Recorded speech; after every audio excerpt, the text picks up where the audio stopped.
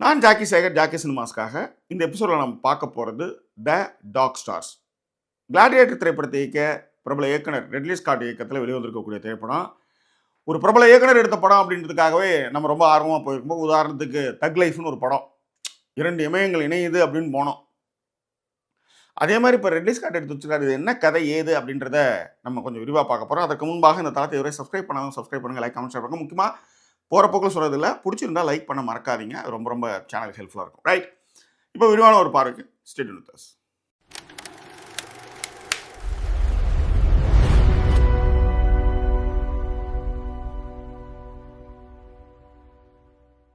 Gladiator 1, Gladiator 2, அதுக்கப்புறம் வந்து Black Hawk Down, Kingdom of Heaven, இந்த மாதிரி படங்கள். அது மட்டும் இல்லை, ஏலியன் படத்திலே நம்மளை வந்து மனதை கவர்ந்தவர் ரெட்லி ஸ்காட்.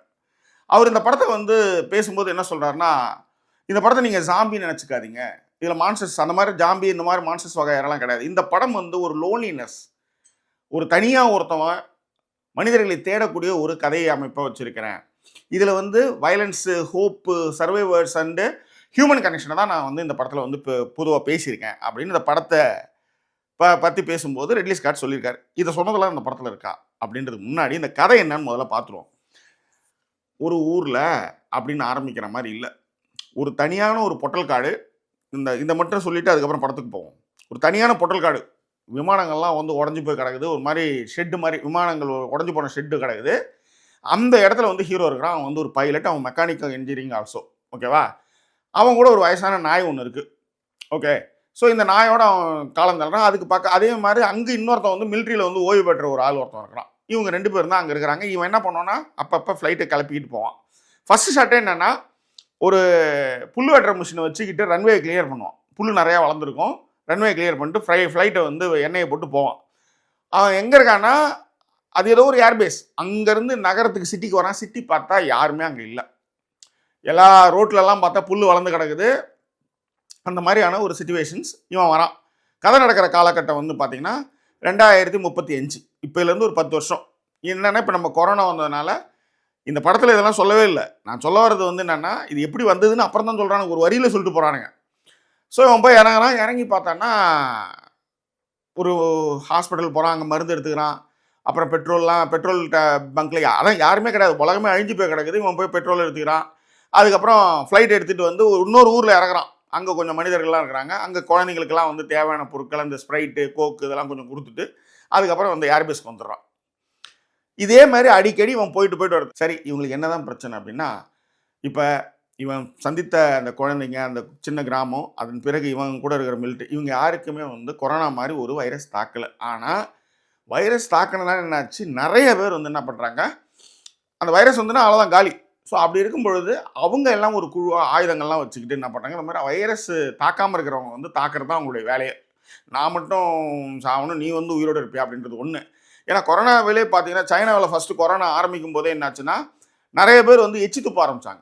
கொரோனாவால் பாதிக்கப்பட்டவர்கள்லாம் எச்சி துப்புனாங்க. அது மூலமாக அது பரவட்டும் அப்படின்ற மாதிரி இதெல்லாம் நம்ம பார்த்துருக்கோம். அந்த மாதிரி இங்கே ஒரு சில விஷயங்கள் நடந்துகிட்டு இருக்கு. இப்போ இவங்க கிட்டேருந்து காப்பாற்றிக்கிட்டு இதே மாதிரி அங்கே போய் நகரங்களுக்கு போய் பழந்த நகரங்களில் இருக்கக்கூடிய பொருட்கள், தேவையான பொருட்கள்லாம் எடுத்துகிட்டு வர்றது. எங்கேயாவது வைரஸ் பாதிக்காத மனிதர்கள் இருக்காங்களா அப்படின்னு பார்க்கறது.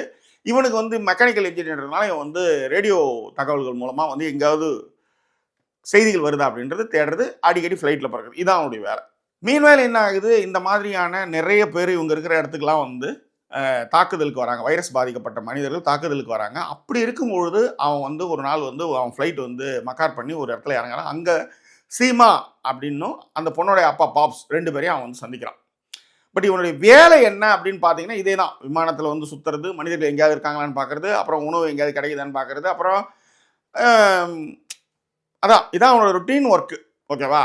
ஸோ இதன் பிறகு அவர்கள் இந்த வைரஸ் பாதித்த மனிதர்களிடமிருந்து தப்பிச்சாங்களா இல்லையா அப்படின்னு தான் இந்த படத்துடைய கதை.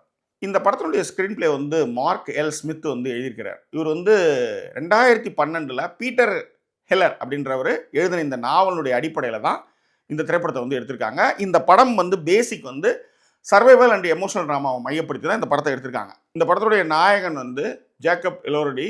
இவர் வந்து ஹிக் அப்படின்ற கதாபாத்திரம், ஹிக் கதாபாத்திரம் நடிச்சிருக்காப்புல. ரொம்ப நல்லாவே நடிச்சிருந்தாப்புல. அதே நேரத்தில் ஜோஷ் புரோலின் அவர் தான் வந்து பெங்க்லின்ட்டு முன்னாள் இராணுவத்திலேருந்து மிலிட்ரி சர்வீஸ் முடிச்சுட்டு இங்கே வந்து தனியாக இருக்கிறாரு. அது நம்ம ஹுக்கோட தான் அவர் இருப்பார்னு வச்சுக்கோங்களேன்.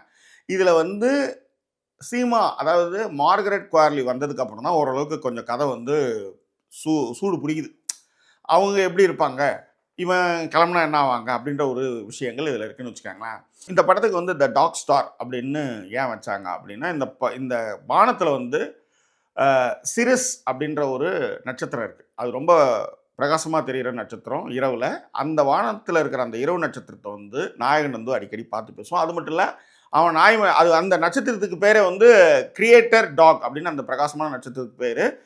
அது மட்டும் கிடையாது, நாயகன் வந்து ஒரு டாக் வச்சுருப்பான். ஸோ அது கூட அவன் வந்து ரொம்ப அன்பு பாராட்டுவான்றதுனால அவன் வந்து தன்னை விட்டு மறைந்து போனவர்கள், இழந்தவர்களை வச்சுக்கிட்டு மேலே இருக்கிற நட்சத்திரம் கனெக்ட் பண்ணி அவன் பேசுகிற மாதிரியான விஷயங்களுக்காக இந்த படத்துக்கு வந்து த டாக் ஸ்டார்ஸ் அப்படின்னு வச்சுருக்காங்க. இந்த படத்தில் சுவாரஸ்யமான ட்ரிவியா என்னென்னா, இது வந்து அமெரிக்காவில் கலரோடாவில் நடக்கிற மாதிரி இருந்தாலும் இந்த படம் வந்து இட்டாலியில் வந்து எடுக்கப்பட்டது. அது மட்டும் கிடையாது, அங்கே இருக்கிற நிறைய லொக்கேஷன்ஸ் வந்து நம்ம ரிலீஸ் கார்டு என்ன பண்ணியிருக்காருன்னா, அப்போகலிப்டிக் அமெரிக்காவா, அதாவது இந்த அப்போகலிப்டிக் அப்படின்றது வந்து என்னென்னா, பேரழிவு நடந்த பிறகு உலகம் எப்படி இருக்கின்றது அப்படின்றது தான் அதை சொல்கிறதுன்னு வச்சுக்கோங்க. இப்போ உதாரணத்துக்கு ஆழிப்பேரலை உலகத்தை ஃபுல்லாக அழிச்சதுக்கு அப்புறம் வந்து கொஞ்சம் கொஞ்சம் மக்கள் வந்து சரிவுக்காக சுற்றிட்டு இருப்பாங்க இல்லையா, அந்த மாதிரியான காலகட்டத்தை வந்து பதிவு பண்ணுறது தான் வந்து இந்த அப்போகலிப்டிக் அப்படின்னு சொல்லுவாங்க.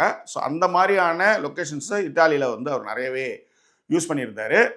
ஏலியன் படம் மாதிரி ரெட்லி ஸ்காட் திரும்பவும் வந்து ஒரு ஏலியன் சப்ஜெக்ட் உள்ளார நுழைஞ்சிருக்காரு, மகிழ்ச்சி தான். ஆனாலும் இந்த படம் வந்து நிறைய உலக திரைப்படங்கள் இந்த மாதிரி படம் பார்க்குறவங்களுக்கு இதனுடைய அழகியல், இந்த நிறைய ஷார்ட்ஸு, ஃபீலிங்ஸு அதெல்லாமே புரியும். ஆனால் இந்த படத்தில் ஒரு பெரிய ஹைலைட் அப்படின்னா, அந்த எருமை மாடு வர்ற ஒரு காட்சியும், இன்னொன்று வந்து அந்த வைரஸ் பாதித்த மனிதர்கள் வந்து இவங்க வந்து திருத்துறாங்கன்னு அவங்க ஃப்ளைட்டில் ஏறி தப்பிக்கிற இடம் தான் அதில் வந்து மெயினான மேட்ரு. இதை வந்து நமக்கு ட்ரெய்லர்லேயே காமிச்சாலும் கூட இந்த படத்தில் அது மட்டும்தான் மெயின். மற்றபடி பார்த்தாங்கன்னா பெரிய விஷயங்கள் அப்படின்னு பார்த்தீங்கன்னா அந்த படத்தில் வந்து பெருசாக இல்லை அப்படின்றது தான் சொல்லக்கூடிய விஷயம். வாட் இஸ் த கன்க்ளூஷனாக இந்த படத்தில் வந்து நான் சொன்ன மாதிரி அந்த 2 சீன் தான் வந்து பரபரப்பான ஒரு சீன். மற்றபடி வந்து இந்த படத்தில் ஒரு ஜங்ஷனில் போய் இவங்க வந்து இறங்குற ஒரு இடம் ஒன்று இருக்குது. மொத்தமே 3 சீன் தான் வந்து பரபரப்பான சீன். மற்றது எல்லாமே வந்து ஒரு அப்போகலிப்ஸ் ஸ்டேஜில் ஹீரோ வந்து எப்படி சர்வைவர் ஆகிறான், அவனுடைய மன நிலைப்பாடு என்ன, எதிராளி அவன் வந்து எப்படி வந்து ஃபேஸ் பண்ணுறான் அப்படின்ற விஷயங்கள்லாம் படத்தில் பிரதானமாக காமிக்கிறாங்க. பட் இந்தியன் ஆடியன்ஸுக்கு வந்து இந்த படம் வந்து ரொம்ப கனெக்ட் ஆகுமானா, அது ஓடிடியில் பார்க்குற மேட்டர் சார் அப்படின்ட்டு போயிடுவோம். நானும் அதான் சொல்கிறேன். இந்த படம் வந்து லொக்கேஷன் பார்க்குறவங்க, சினிமாவை வந்து ரசிக்கிறவங்களுக்கு இந்த படம் ஓகே. ஆனால் பரபரப்பு எங்களுக்கு வேணும் அப்படின்னா இந்த படம் பரபரப்பு பேசலை. இந்த படம் பேசுகிற விஷயமே வந்து survival, loneliness, fear, trust, love, hope. இந்த லவ் ஹோப் கொடுத்ததுக்கப்புறம் ஹீரோ வந்து என்ன ஆகிறான் அப்படின்றதும் நல்லா சுவாரஸ்யமாக தான் இருந்தது. ஆனால் பரபரப்பான ஆட்களுக்கான படம் இது அல்ல அப்படின்றத மட்டும் இங்கே சொல்லி ஒரு டைம் பாஸ் படம்ன்ற கேட்டகரியில் அந்த படத்தை வைக்கிறேன். ஸோ இது குறித்தான உங்கள் கருத்துக்களை பின்னங்களை தெரியப்படுத்துங்க. இன்னும் வேறொரு எபிசோட உங்களை நான் சந்திக்கிறேன். அது ஒரு நன்றிக்குறியுடைய விருது உங்கள் ஜாக்கி சேகர். நன்றி, வணக்கம்.